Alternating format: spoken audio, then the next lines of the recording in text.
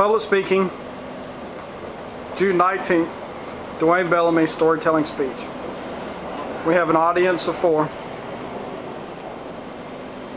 Thank you all for helping me out tonight. Today I'm giving a speech on storytelling. So I'm going to tell you a little story.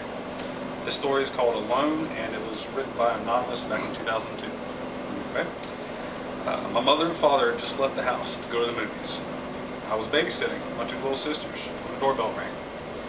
I knew that I shouldn't have answered the door for obvious reasons, but something drew me to open it.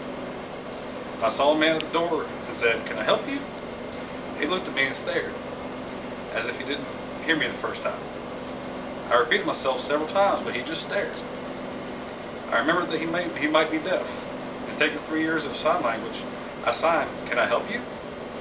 He nodded heavily, and then pushed me aside and stepped in. I signed, "Do I know you? Do my parents know you?" He nodded again. And then he stared at the back of the wall with a picture of a strange figure that came with the house we bought. My father wanted to throw the picture away, but my mother said it would go good with her wallpaper. Anyway, back to the story.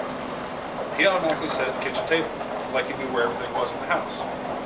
I asked him what his name was, and he shook his head no. I asked him again, and he shook his head no, more seriously this time. I started to get scared for myself and my 2 baby sisters in the house. I told him to wait there and I'll be back later. I ran into the next room and picked up the phone to call the police. But when I picked up the phone, I did not hear a dial tone. I heard breathing, deep breathing.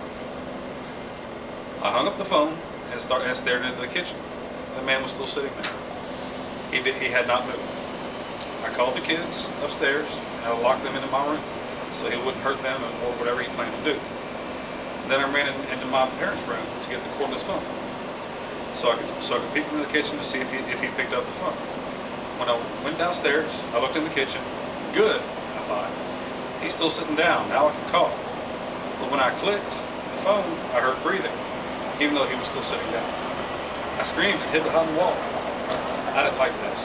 When I looked to see if he heard me, I screamed so loud that even a deaf man could hear me. He was gone. I don't know what happened. When I looked at the picture on the wall, there was the man. He was staring at me, and occasionally he would wink at me. I told my parents, and they didn't see the man there. Only I could see him. I don't know why, but I'm never alone anymore. And that is my story. Thank y'all. Have a good night. I had a question. What made you choose that story? It was scary. It gave me goosebumps.